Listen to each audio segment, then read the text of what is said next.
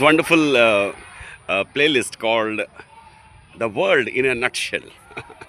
The World in a Nutshell. This is for researchers and for people who are very seeking and very interested in finding out the full facts and truth about this wonderful world of ours, this crazy world of ours. So, concretize the below facts in one page. So, I have put one page, which maybe I'm going to discuss over few videos or shorts. First thing is see and understand first uh, history and politics and economics and science and maths and literature as a single thing. As a single thing. Now, how do you see this as a single thing? So, this is from taken from a hypothesis by Leonard Peikoff, a very famous philosopher, the higher of Ayn Rand, celebrated Ayn Rand philosophy, objectivism, and Leonard Peikoff calls this the dim hypothesis. So he says that there are three broad movements in the world. One is disintegration, one is integration, and one is misintegration. So life started in this universe and world, in this world, by religion. People start questioning about this world, and they start asking basic questions about this world, and they gave answers.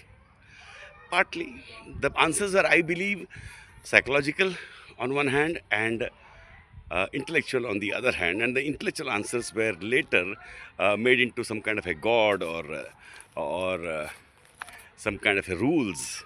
They were changed or reduced into some kind of a rules. That's my belief. If you read the first hand books of Bible or Hinduism or Jainism or Judaism, you will see a certain depth of feeling, of a feeling.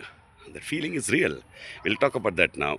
And yet the beliefs have been changed and converted intellectually or scientifically. It is all bizarre and false. So it started with the politics of Greeks, the politics of Roman civilization, the politics of Christianity, and that he calls misintegration. It's an integrated view, but it's wrong view. Then he talks about Renaissance, which is M1, which is half integration or knowing divine thing. So this whole history has been, you can say, in essence, is this world or other world. Actually, taken literally. People took it literally. Even now they do take it literally.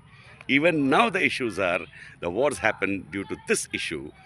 People don't know this way. Okay, this world or another world. Okay, and that believe it or not guided our politics and economics. People who are into humanities know this, who read widely know this. People are into and that guided our science, even our science.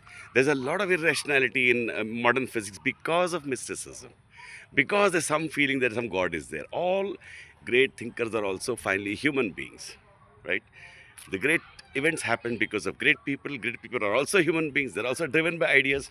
And what are those ideas basically? There's a dim hypothesis. And now we finally could say that we have come to a stage where we can say that we can be fully rational. The atheists are like that. People who know do know. The whole idea is to bring it to the world at large. And that is a leftover work to be done. As an educator, I'm interested in that.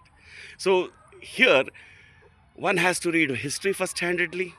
One has to read science first-handedly, like Isaac Asimov books.